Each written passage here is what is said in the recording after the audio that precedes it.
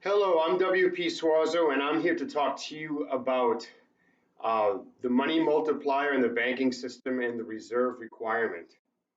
What is the reserve requirement? Well, in 1913, our Federal Reserve System was created, and one of the main motivations of that was there was a banking panic after the last millennium, and what one of the conclusions of the forming of the Federal Reserve was is to have some of the deposits that are accepted from the public be set aside as cash reserves, either in the vaults of the banks themselves or in the vaults of the Federal Reserve.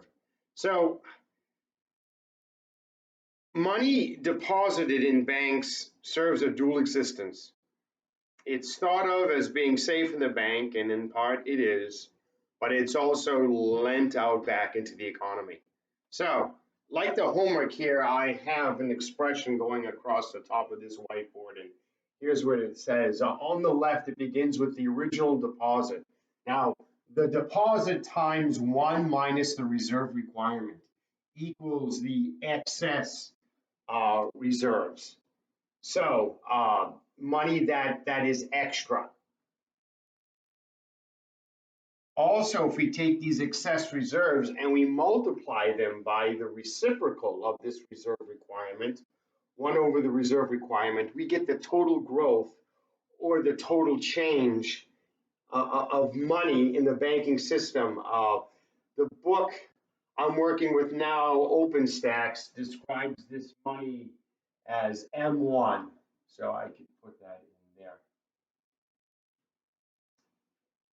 All right, here we have it, and we're going to have some examples coming up. But one thing I want to say is some books just apply the deposit to the reciprocal of the reserve requirement. The question is, do we count the original deposit or do we not count the original deposit? There are plenty of examples of that in life.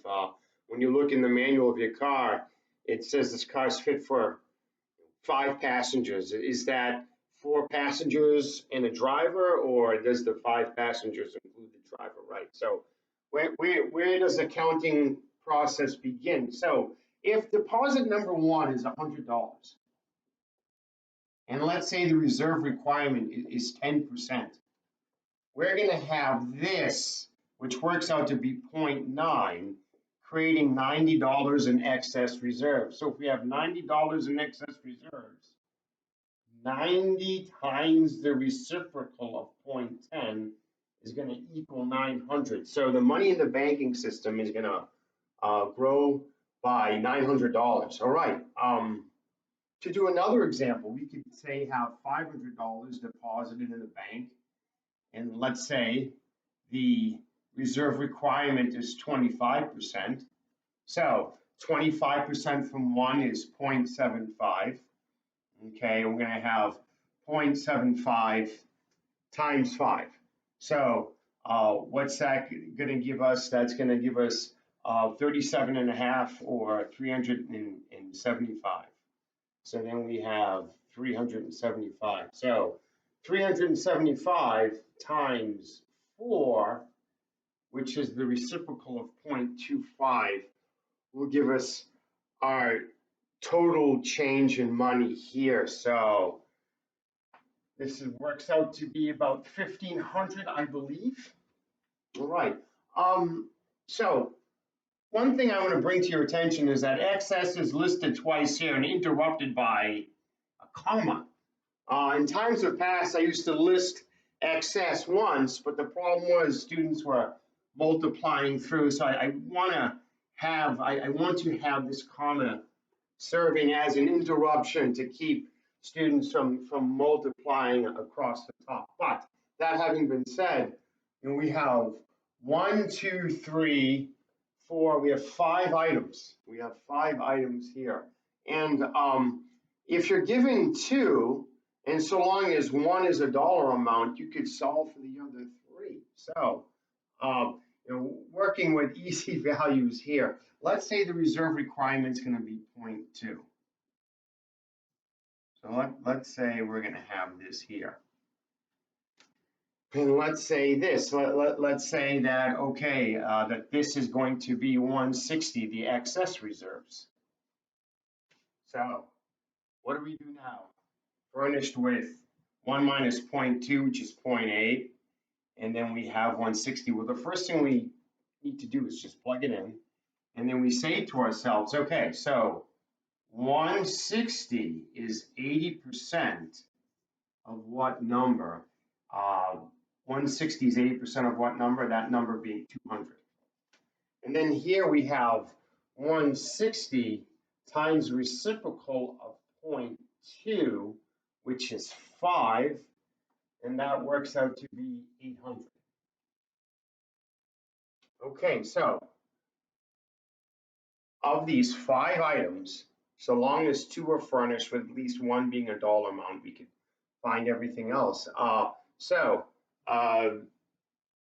This could say be 200, the excess reserves, and this could be 1,200. So I'll put those in boxes indicating that they are givens. And you say to yourself, okay, 200 times what equals 1,200? So the reciprocal of the reserve requirement is 6. And what does 6 look like in decimal terms? It looks like 0.17. So we say to ourselves, okay, if 0.17 is the reserve requirement, what was the original deposit? Well, I'll say this to you. It's going to be 200 over 0.83. 200 over 0.83. And does that work out to be somewhere in the neighborhood of 240? My curiosity gets the best of me. So taking a look here.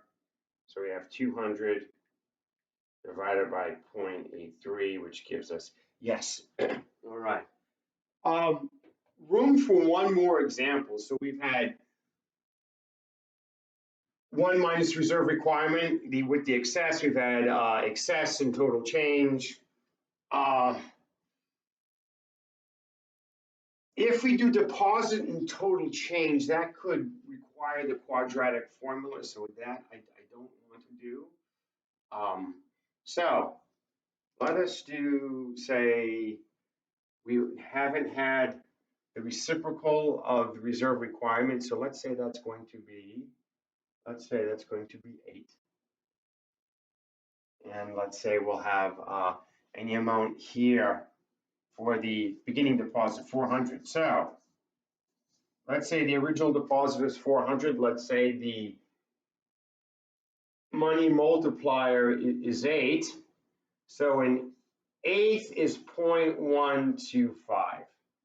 0.125. So if from this 400 we are required to set aside 0.125, this is going to work out to 350. 350, okay. And what is 350 times 8? Well, I know 2 350s is going to be 700. Okay, so that's going to work out to be 1,400.